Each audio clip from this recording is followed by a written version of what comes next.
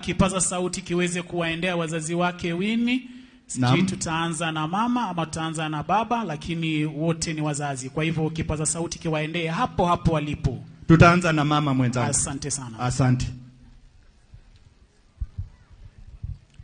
Habari zenu. Karibuni sana hapa kwetu. Tunashukuru kuja kwenu kulia pamoja nasi. Tunashukuru kwa upendo wenu kwa mtoto wetu. Tunawakaribisha sana sana. Mimi ndio nimesimama kuongea kuhusu mambo ya Winnie, maana nimetembea na yeye. Mimi ndio nilikuwa caregiver and I'm also a cancer survivor of breast cancer survivor of 2015. So this journey I know it very well, and I'm going to just talk to us about the journey, about her childhood, about her dreams and the sickness, and then what the legacy will be for us. So in her childhood, Winnie was a peaceful person. She was a smart person. She was clean and organized more than I am. So that is my memory for her childhood. She started acting while she was in kindergarten at Word of Life, and she would memorize so much script even at that early age. So her talent was really early tapped. Then the other thing about Winnie was, what you do not know, that she was bullied a lot because of her color. Because she was so dark, some people called her Sudanese, some people called her Cheusi, and she would cry when she was young. But having been brought up between 5 boys, those you saw there and some who are late, they had taught me to be a tomboy. So I knew how to fight, and I taught her how to fight. The other part of Winnie that you saw that could fight, she was not born with it. It is me who taught her, because she had to survive the bullies. And then the other thing that we realized when she was young, because of bullying, we bought her a toy or a dolly from Germany, which was so dark, which was so black. By then, we weren't having such dollies. We only had blonde dollies. They were Zungu with blue eyes, with blonde hair. So we wanted her to know that being African is so nice. And it really helped her to do that. Because out of that, she became confident in her skin. And then after that, after the bullying, now when she was adult, I'm going to talk to you when she became adult. She was a focused business person. She knew very well what she wanted to do. You know, like a parent would want someone to go to be employed, to get a salary. Immediately she graduated, she told me, "Mom, I am not going to be employed. I'll not be employed. I am just going to work with my hand, and I'm sure I'm going to make it, because the employers pay you so little." Another thing was, when she was an adult, she made gifts. Because she was a talented person, she made gift cards, she made thank you cards, and she would sell them to give herself pocket money. And when they started Jukwa, the band, she was among the people who was branding it, and she really did well. She would sew her own clothes and sew the members' clothes, and she did not even go to the college for sewing. But at that age, she would still sew. She was also a furniture maker, and she would make furniture for her house. She would decorate her house. She was an interior design. So this one child, I was blessed with one child, but out of that one child, she represented like 10. She represented like 10 of them together. And in her adulthood, she became aware that she was beautiful, and some of the things that stood out for her, or was her signature, was the darkness. Each and every person who looked at her, they loved her darkness. So the dark girls that are here, please don't bleach. And if you are bleached, you can turn back.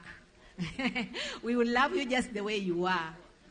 Another thing that she had was very special was her eyes. She had very beautiful eyes. And another thing that was an asset but became a liability at the end of it, because she couldn't let it go, was her breast. As you have seen in her pictures, she had this beautiful big breast. And telling her just to to cut it was a very difficult thing for her to come to terms to.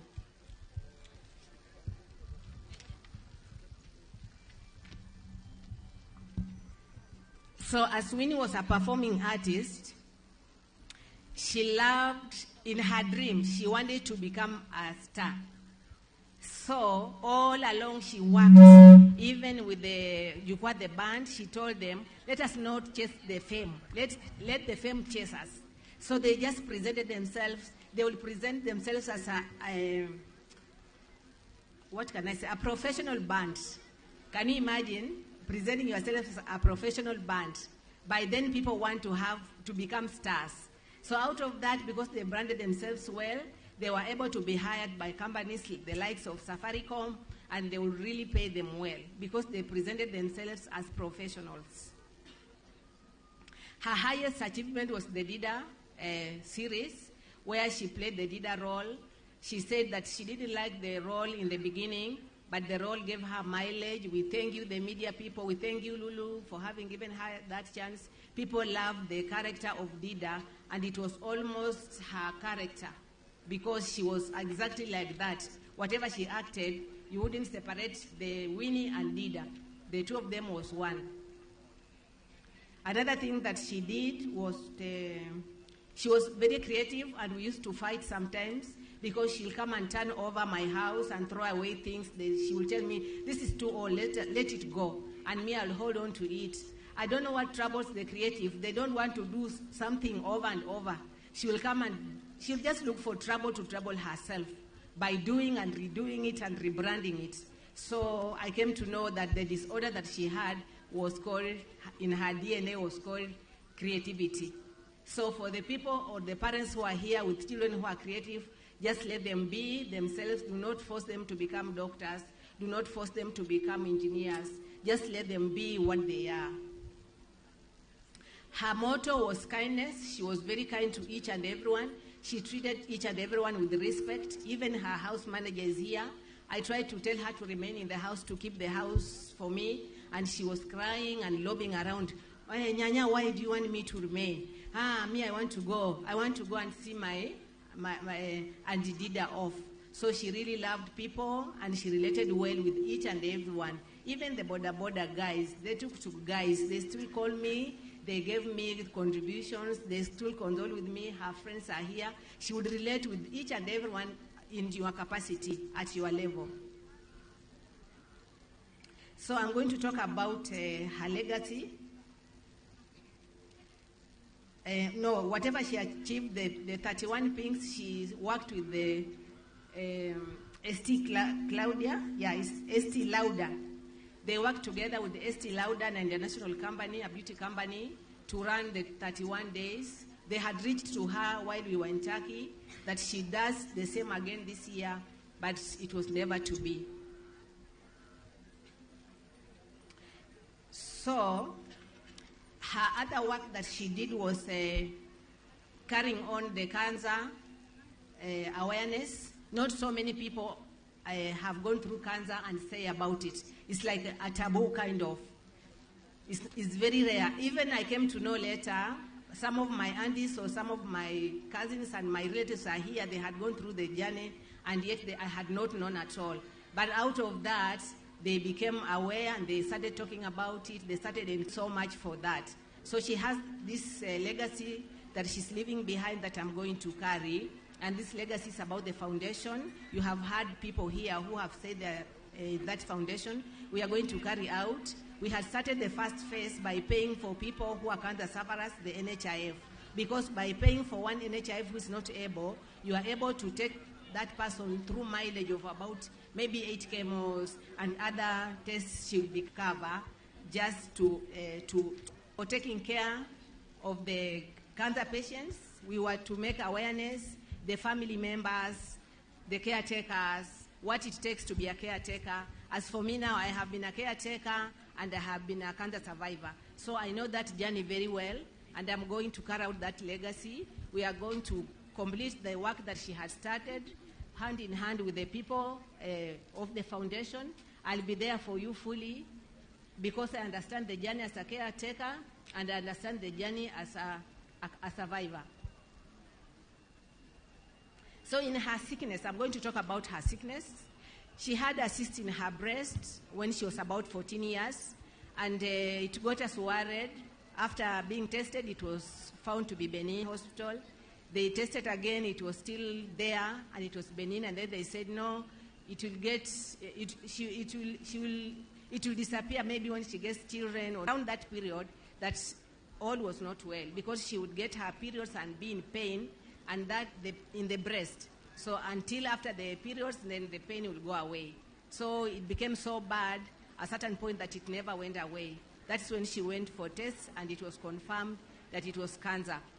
So at that particular time, she didn't want each and everyone to know about it. She said that she doesn't want pity parties because people will bring her down. She wanted to be positive, she wanted to be focused so that she can get well faster.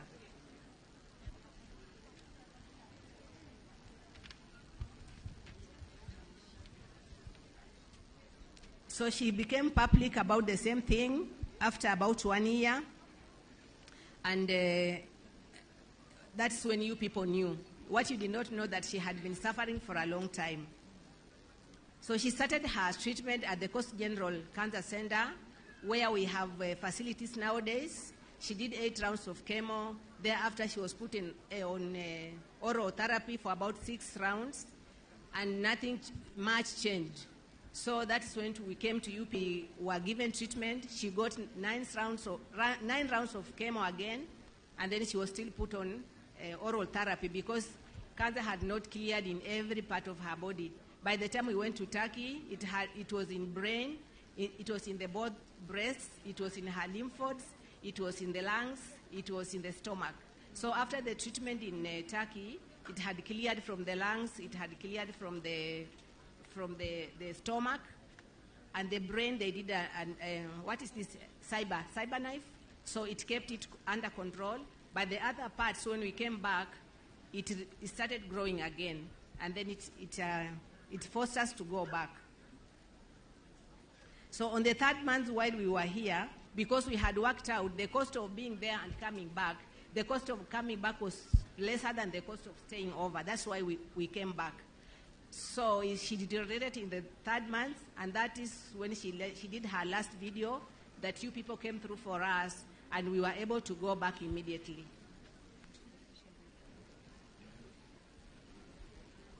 So in Turkey, we did not have much time, because when we went there, she had really deteriorated, and the doctor told us the things are not looking good, but they are going to try their level best. So in that time, because I was working with her, I was encouraging her, I was a cancer survivor, I trusted God, I believe in God, and I trusted that God was going to heal her. So while we were waiting for the treatment, she told me this one thing, that, Mom, I have had a conversation with God. Then I said, what kind of conversation? She said, I have asked God that if He knows that I'm going to die, let me just die now. But if He knows that I'm going to get well, I am ready to hold on, because I'm in so much pain that I don't want to go on like this. But then if I'm going to go through the pain and still die, I'd rather die just now. That was the second last day that she told me that. So on the following day, she wasn't talking. On the 3rd day, she passed. So I have said about the foundation, my call of legacy. I have few concerns about cancer. Being a cancer survivor, I have known, I have seen, we have walked that journey. There are concerns that are bothering me here. One of them is, we wait until we get sick. We are not creating awareness. So I would want us or the government to put emphasis on the awareness as opposed to the treatment. And then another thing, while we were sick, while Winnie was sick and we were visiting public hospitals, there are these concerns that I observed. The relationship between the doctor and the cancer patient is not there. How? Because one doctor is attending to 16 to 20 people a day, meaning that when you go there, you will not have a continuity of relationship with your doctor. So every time we went to see the doctor, they asked Winnie, which treatment were you given? Because they have so many files waiting on their desk, they are not even able to go through it. So they depended on what Winnie told them. I have had maybe 8 rounds of cycle of this and this. Then I was asking myself, what about the people who do not know what they were treated on? What about the people who do not know how to read or how to write? So what will the doctor do? But then, that was that. Apart from that, these very doctors have private clinics. So imagine a doctor coming in at 8 and leaving at 2 to go to their private hospital and handling 16 to 20 people. What kind of service would you expect out of such a service? It means there's a disconnect. So my solution there is let the government pay the doctors well, and let the government ban the doctors from having private clinics while they are still working. Of whom are they working for? It is us. Why are they getting our money and not giving us the best? And the government is aware, the government sees it. So this place where we go for treatment is the place they get their patients to go to their private hospitals, those who can afford it. And it's not a good thing. Those are the things that the foundation will have to address in regard with the government in relation with how cancer patients are treated. Another thing that I want all of us to be aware of is the process that we farm with. Because we farm with these fertilizers, some of the fertilizers have been banned in other countries, and yet we are using them here. Then after the harvest, there's this preservation process that they do. They have some chemicals they put in the food, and this food ends in our body. So if your system is compromised, for sure, I can assure you, you are a candidate of that disease. You might be well now, even the farmers who are here, you are well. You don't know what will become of you in 5 years' time. You don't know what will become of your daughter, because the food that you produce, you don't eat the whole of it. You go and sell. The people who are trading in the business of food, the chemicals that you are using to preserve the food, know that it is ending somewhere. It might not be your daughter. It could be your daughter's maybe child. So these things we have to be aware, all of us. We have to start working hand in hand. It is something that is so bad. You people, if you have never gone to a cancer place, just go and visit and see how many people are there. And that will be only one place. So I am sure that this will be addressed. And finally, I'm talking about the people who are given the mandate to take care of the processes. The people like caves and those kind, just to see that the production of food, the storage of food is done in a proper manner that will not destroy lives. So memories. I want to remember Winnie as a very creative girl. I want to remember her as a very positive person. I want to remember her as a very strong-willed woman. Whatever she went through, I could not have gone through it myself, because my process took so short. The cancer that I had was discovered in the first stage. So the treatment really took very short. And look at Winnie, it was discovered when it was late. She started the treatment when it was late, and it took 3 whole years and took her life away. So please, please, please be aware of yourself, be cautious, and stay healthy.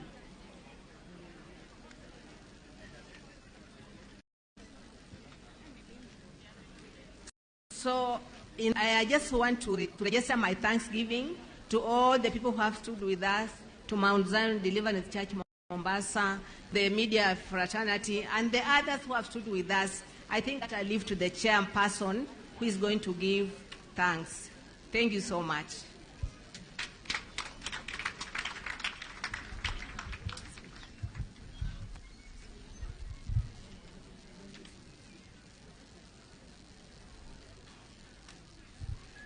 Thank you, my dear wife, Stella. I want to break the protocol briefly. During the early program, there was a slot for friends.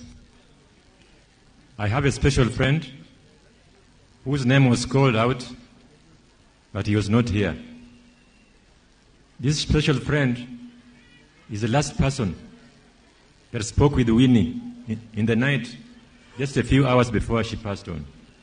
So I want to call my special friend, Wilfred Oluga, to come and say a word, then I'll take over from there. Wilfred, please.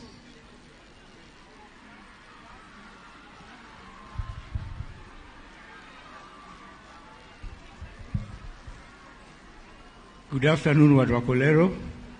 Mrembe. Mimi pia ni Muluya kidogo, 0.5. My late mom was a Luya, so I have cousins who are Luyas. But I'm a Luo. My name is Wilfred Oluga, and Kwena Edmond is my special friend for the longest time. We've done things together that friends can do. He's always passed our home, even when my father was still alive. And we appreciate him, we love him. We love Mama Winnie hapa, and everybody else who was close to Winnie. It's quite unfortunate that Winnie had to go at a very early age, but that's the will of God, and we can't fight that. So we are all gathered here to say bye to Winnie. I remember we had a WhatsApp conference call the day Winnie died. Actually, I think 3 hours before she died. And when I was talking to the mom in Istanbul, Turkey, I told her, take the phone to Winnie. And the mom said, I doubt if Winnie would be able to speak. But I told her, just take the phone all the same. Let's try. So Winnie actually picked. And I told Winnie, are you going to fight for us? She said, yes, Uncle, I'll fight. Little did we know that was maybe the last words she said before she passed on. So for me, this is sorrowful, and I urge the family, immediate and at large, to take heart. These things happen. That's the only road that all of us will go through. Unless somebody wants to tell me that they leave this place alive, I doubt that will happen. Thank you for giving me the opportunity to say these few words. My brother Edmond, stay strong. These things happen. Thank you very much.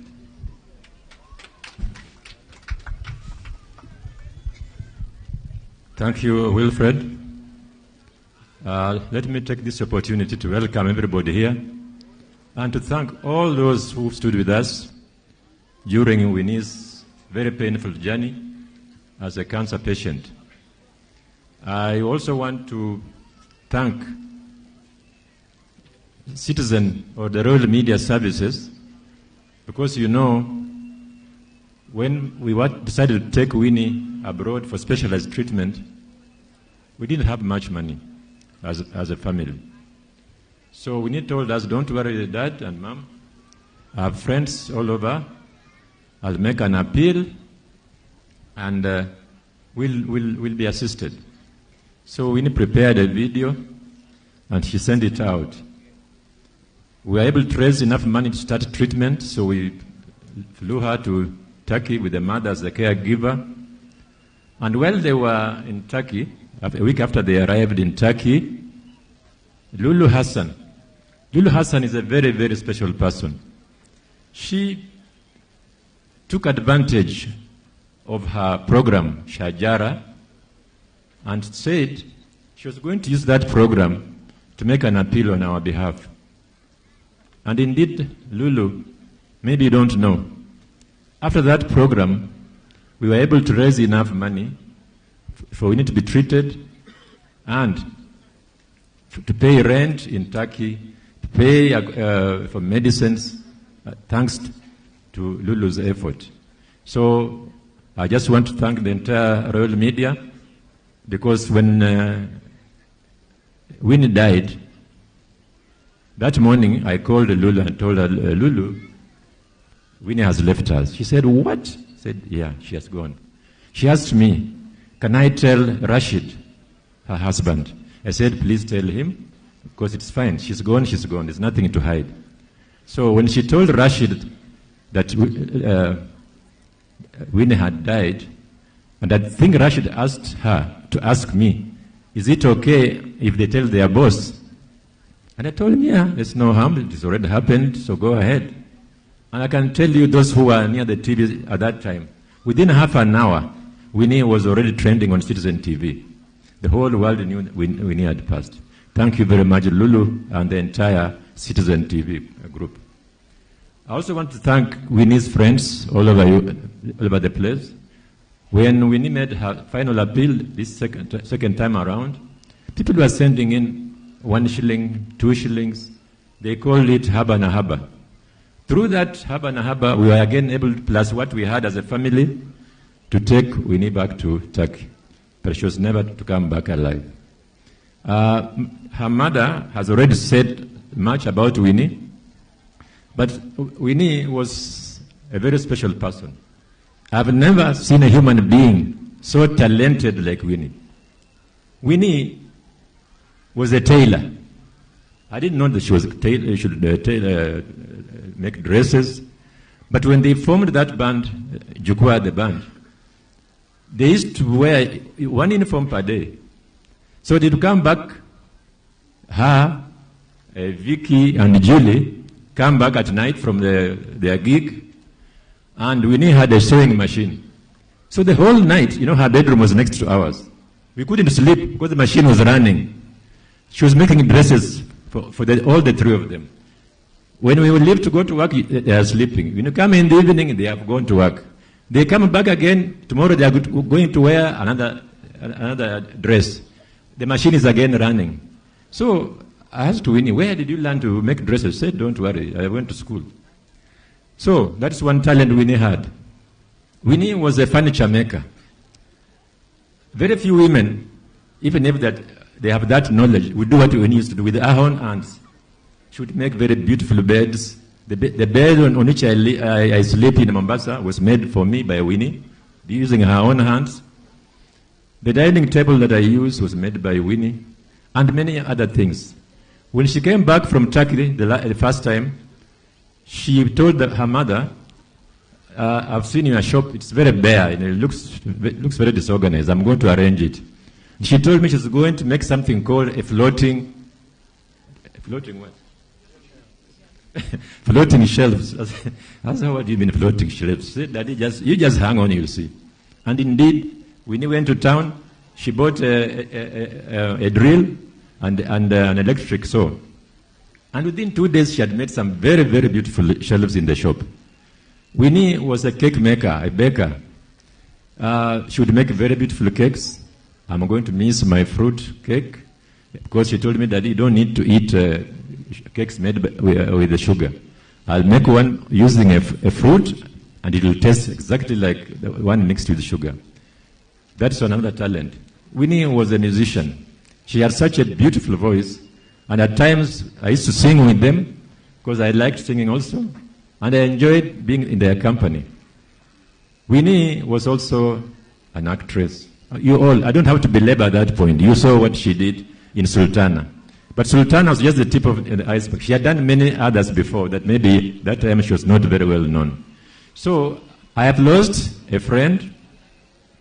I have lost a very, very dear friend, a confidant, a stickler to neatness, a stickler to cleanliness. Our house is all white. Sometimes you even fear to sit on the seat. So Winnie was also a stickler to detail. She was never satisfied until she saw what she was doing had come out the way she wanted it. I have lost a financial advisor. Winnie was a director in our company, me and Mom. We called Broad Range Enterprises Limited. She was a director there. Actually, I was a minority. I'm the minority shareholder. But Winnie and the mother have the biggest shares. And that company is involved in making, adding value to products like cashew nuts, ground nuts, simsim. It's based in Mombasa, and he's doing very well thanks to Winnie's advice. Winnie pushed me to do things I could not do, but because she's a kid to me and she's advising me, I took her advice very seriously. And when I did that, I succeeded in whatever I was doing. Winnie, before she passed, she had told me that you are driving a very old car. Why didn't you sell it and buy another one? I said, Winnie, if I sell this car, the money I'll get will not be able to buy a new car. I said, don't worry. Then hang on it a bit. Let me make some money. I'll buy a new car. So that was the deal we had struck. Now I've missed that car. Winnie told me that you're willing to build your house in Mumias, but we have property in Kilifi here. Don't worry, I'm going to put up a holiday home for you in Kilifi, so that you can be, when you retire, you can be alternating. Sometimes you're in Mumias, sometimes you are in Kilifi, in your old age. That was never to be also. But as a family, or as her parents, we have accepted God's will, because Winnie was suffering. Us who lived within the same house, we knew what she went through. So initially, it was a big shock for us to lose a daughter, because it was our hope that she would take care of us in our old age and that she would bury us. Now it's gone the other way around. So because of Winnie's pain in her life, we have accepted God's will that she rests. And Winnie, my dear love, I'm going to miss you, but I hope, as we believe, that we shall meet at one time in our lives. Thank you very much for all of you for coming over.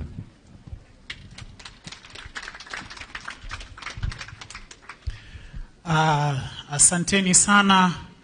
Huo umekuwa ni ushuhuda kutoka kwa wazazi wake Winnie. Tumeupata ushuhuda huo vizuri. Tunaomba Mungu awape amani. Ndugu yangu Zedi, naam, kuna kile kitu ambacho kimebaki kimoja, kusoma eulogy kisha tupeane ratiba kwa kanisa moja kwa moja. Asante. Kabla ya kusoma eulogy, kuna ile hali ya kubadilisha bendi na kutoka kwa familia. Asanteni na poleni, tuko pamoja. Kuna msichana hapa anaitwa Emmanuela ambaye alikuwa kipenzi cha Winnie sana.